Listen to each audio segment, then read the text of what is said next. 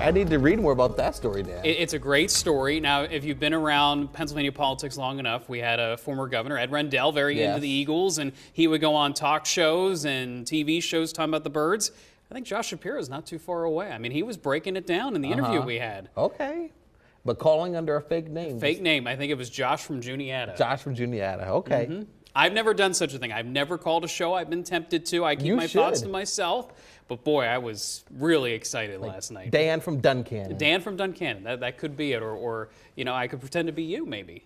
No. But that wouldn't work. No one want to hear what I have to say. No one would believe you're calling into a sports talk show. Let's talk about the weather for today. So this is also a win for most of the region after the very cold week last week. This week feels entirely different. Remember, we had 7 to 8 inches of snow in some of the highest accumulating locations last Sunday. Now, it's sort of a distant memory for some of us. Not much snow here in the shot at Mifflintown. A little bit more in Wrightsville along the river, but the river looking a little bit choppy because the winds are beginning to pick up. Now, these winds today out of the southwest, I would not be surprised based on the amount of sunshine and how strong the winds are that low to mid 40s are again possible today. Yesterday we did it. Can we do it again today? We can see Lebanon at 35 degrees, Carlisle, Gettysburg at 36, 32 in State College. So some remnant chill, obviously, and that's to be expected with still some remaining snow cover. Yesterday's high 41.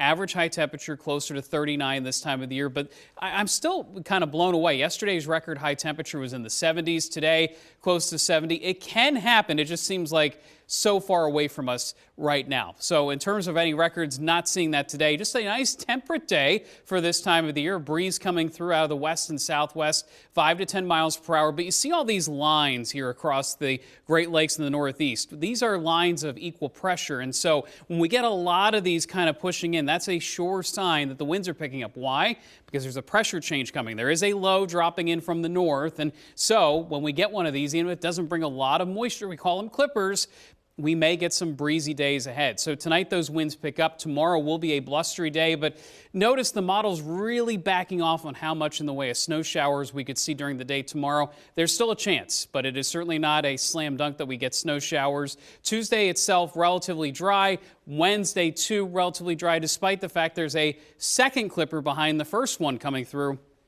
Again, mostly just seeing the breeze and a slight change in temperature. Speaking of that breeze again, through tonight, picking up, you'll probably be hearing it overnight, gusting over 20 miles per hour at times, but even stronger over the mountains. In fact, I do believe some areas could see gusts over 50 miles per hour west of the region. There's tomorrow, still quite gusty at times. So the extended outlook, I want to mention this because, again, this is a sure sign that the pattern has changed. We have a chance of rain on Friday developing, snow possibly to our north, but I think this is mostly a rain event.